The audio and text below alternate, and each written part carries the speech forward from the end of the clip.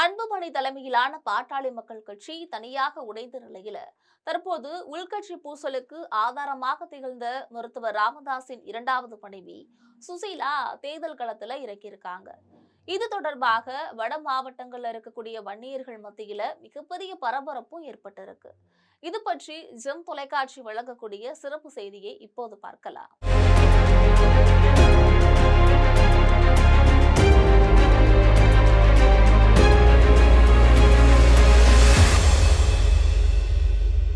பாட்டாளி மக்கள் கட்சி நிறுவியதோடு மட்டுமல்ல, அந்த கட்சியை வளர்த்து ஆளாக்கியவர் தான் மருத்துவர் ராமதாஸ்.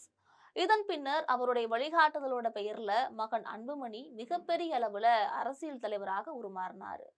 இதனிடையேதான் தந்தை மருத்துவர் ராமதாசுக்கும் மகன் அன்புமணிக்கும் இடையே மோதல்கள் ஏற்பட்டு தற்பொழுது பாட்டாளி மக்கள் கட்சி இரண்டாக உடைந்து அன்புமணியின் பயணம் மிக வேகமாக பயணிக்கிறது. இதனுடைய பின்னணியில குடும்ப சண்டைதான் முக்கிய காரணம் அப்படின்றது திரைமறைவு செய்தி.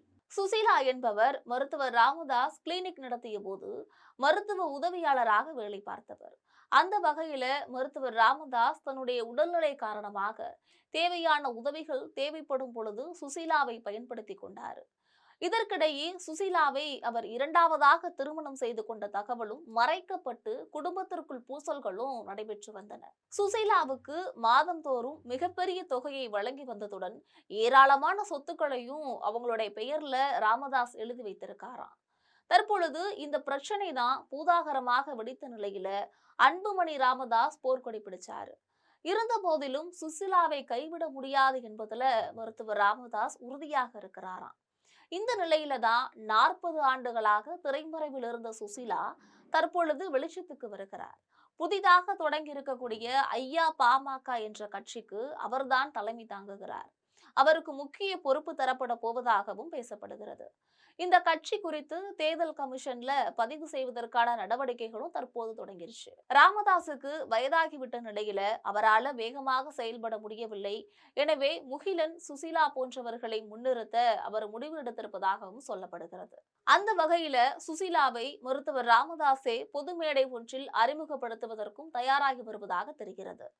இதற்கிடையே மருத்துவர் ராமதாஸ் தரப்பிலான பாட்டாளி மக்கள் கட்சி தொடர்ந்து பின்னடைவுகளை தான் சந்தித்து வருகிறது.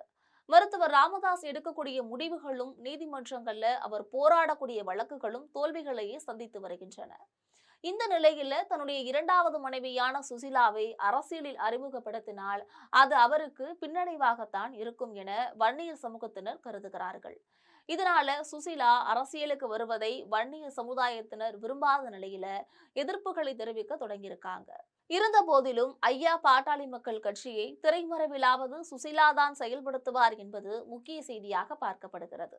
இது போன்ற அரசியல் பின்னணி செய்திகளை தெரிந்து கொள்ள எப்பொழுதும் இணைப்பில் இருங்கள் ஜெம் தொலைக்காட்சியுடன். நன்றி.